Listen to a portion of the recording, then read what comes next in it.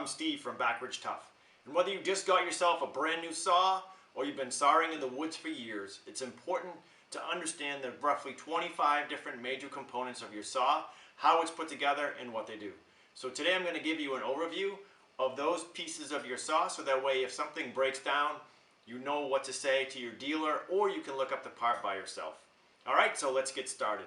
So first off, up front I have a bar cover. A bar cover is extremely helpful if you transport your saw in an ATV, a side-by-side, a truck, or anything like that, as it protects the bottom of your vehicle from the teeth of your saw. If these teeth underneath here are wearing on your seat or your clothes, they're literally going to get ripped and destroyed. So I'd highly recommend you getting a bar cover if you're going to be transporting your saw. They're really inexpensive and effective. So underneath our bar cover, we have our chainsaw bar. This is a 16-inch bar. They come in various sizes, 18, 20, 22, and even longer depending on what size trees you're cutting. On the end of our bar, we have a bar tip. And in here, there's a sprocket that spins. And this should be able to spin very freely. The oil from your saw lubricates your sprocket to help it move nice and easy. If you don't get enough oil, this can get hot, it can seize, it can get destroyed. Some bars do have replaceable tips, and you can do that, otherwise you're going to have to get a new bar. Around your bar, you have your chain, and coming back towards your saw, here you have your hand guard. The hand guard is a really important safety feature on your saw, and what it does is if you're sawing something and your tip happens to catch and it flips the saw towards you like this, then your hand guard is going to snap shut, and it's going to cause your chain brake come on, and therefore your chain is not going to turn. So that way, if you're sawing something, if it tips up, if it happens to come towards your face, by the time it gets to you, your hand guard should have engaged and your chain will be stopped. To re-engage your hand guard and let the brake go, you just simply pull it towards your bar, and that will disengage it and allow your chain to roll again. Coming back on this side, you have your clutch cover.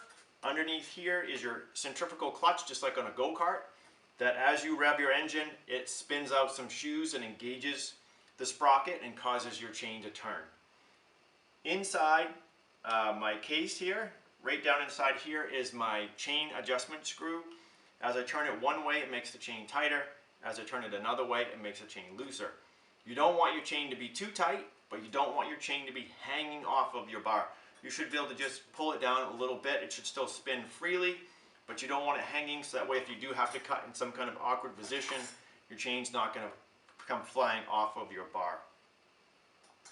Here you have your actual handle.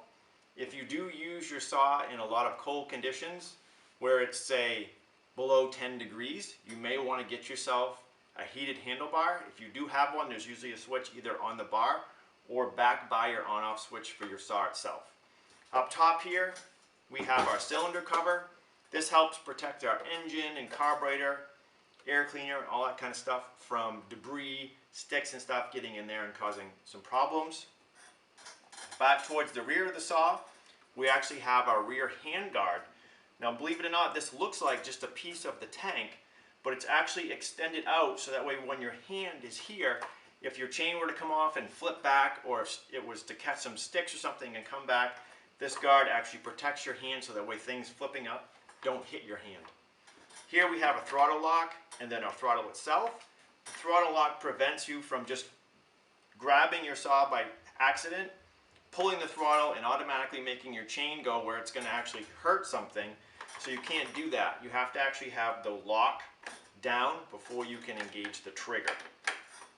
Coming over on this side, we have our bumper. We have our exhaust. So inside your exhaust there should be a spark arrestor. Almost all chainsaws, unless it's electric of course, are two strokes.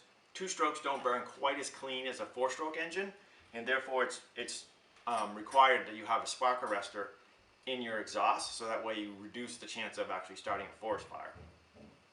Over here we have our recoil cover. So in here is our recoil. That's how we start our engine.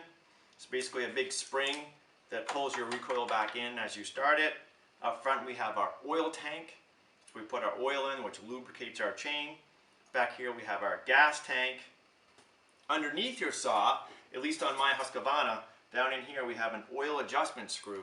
It has 3 settings, 1, 2, and 3, and those settings adjust how much oil is actually applied to your chain as it turns. If you find that your chain's getting hot and it's starting to bind, then you can increase that setting so that way you get more oil on your chain. Just make sure that when you're using your saw that your oil never runs out, because that can cause a lot of problems for your bar, and then of course you might have to replace it.